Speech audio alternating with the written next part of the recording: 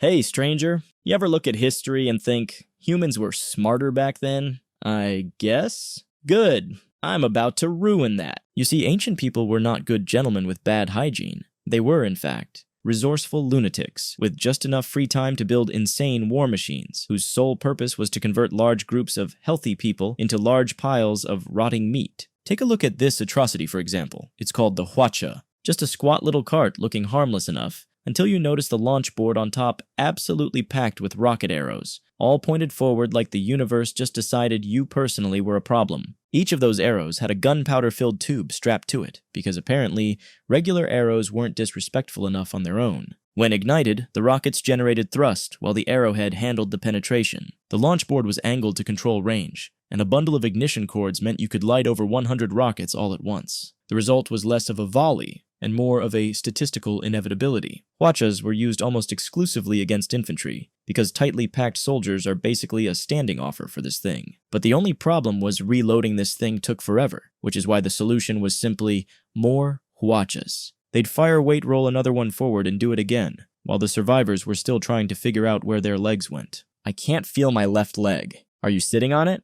No. Then it's over there. The trebuchet. You want to throw this rock over that castle, but your arms are weak. Tragic. So what do? Build a ridiculously large machine instead. This is called a trebuchet, not to be confused with a catapult. A catapult is much smaller and relies on ropes and hopes, but a trebuchet, on the other hand, converts potential energy into a catastrophe. Look, I'm just saying, okay? From over here, it kinda just looks like a catapult.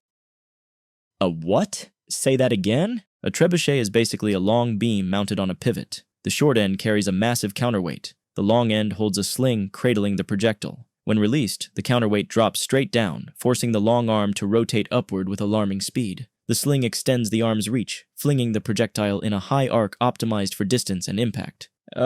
Shouldn't we maybe test this first? God damn it, Greg. The castle is the test. Despite its stupidly simple design, a trebuchet is a shockingly versatile multi-purpose tool for solving nearly any problem you're morally not allowed to solve. You want city walls gone? Throw the rocks. You want the city on fire? Throw the fire pots. You want sickness, panic, and a sudden desperate interest in surrender negotiations? Throw the rotting, disease-infected corpses you've been saving specifically for this purpose. The only limit to what you can throw is what you can fit and how petty you're feeling. Sire, they're ready to discuss surrender. Already? No, we haven't even launched the horses yet.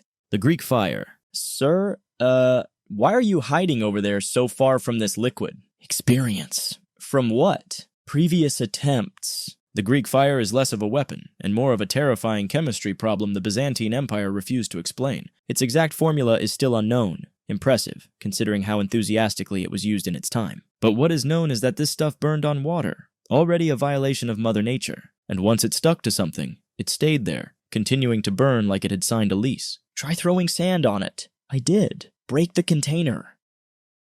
Oh shit, now it's everywhere. The Byzantines sprayed it using bronze siphons mounted on ships, essentially turning their navy into floating flamethrowers. Once ignited, the stream continued burning midair before splashing onto targets, where it spread and clung like it had a personal vendetta. The enemy crews jumped into the sea to escape the flames, only to discover the fire followed them there too. Why is it following me on water?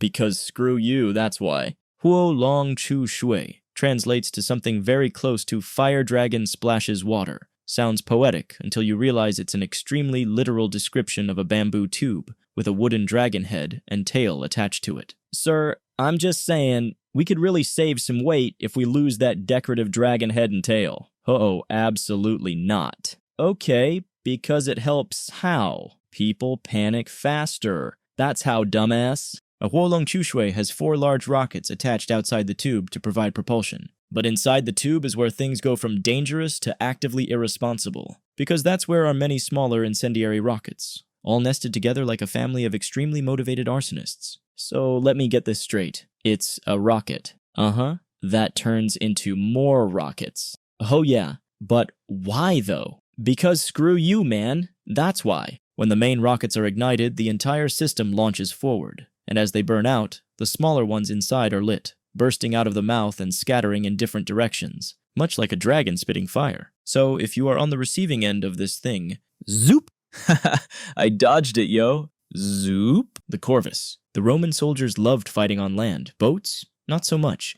Boats wobble. Romans did not appreciate wobbling. All right, listen. Just pretend the water isn't there. With respect, sir, it's a sea. Their enemies, meanwhile, were excellent sailors, zooming around like show-offs. The Romans watched this and said, "Fine, if the sea won't behave like land, we'll make it behave like land." Enter the Corvus. You see that long wooden bridge attached to the front of the ship? That's a Corvus. At the end of the bridge was a big metal spike. When an enemy ship got close, the Romans would drop the bridge. The spike would stab into the enemy ship, locking the two together. "Cut the bridge!" "I'm trying, it's stuck." "Oh, hello, neighbor." Just like that, the Roman soldiers would run across the Corvus, and suddenly the sea battle turned into a land battle. The mechanism was brutally simple but had side effects. It made ships heavy and tippy. Sometimes ships flipped, but it worked long enough for the Romans to win big battles and feel very proud of themselves. Ah, shit. Now what? We go home. How?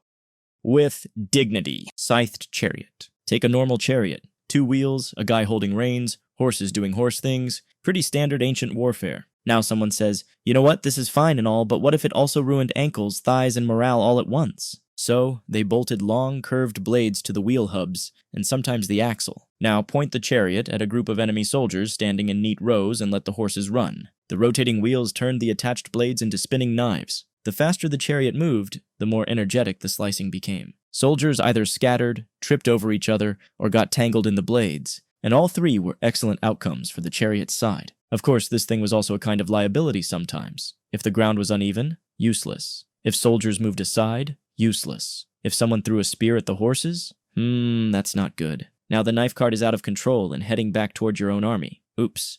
The Archimedes claw. Long, long ago, there was a super smart guy named Archimedes. He liked 3 things: math, science, and ruining the days of invading Romans. When Roman ships sailed up to the city of Syracuse, they looked at the walls and thought, "Wow, look at that. A free city to conquer." They were wrong. Archimedes stood calmly on the city walls, watching the ships approach. "Sir, I think that old man is staring at us." "Relax. What's he gonna do? Calculate us?"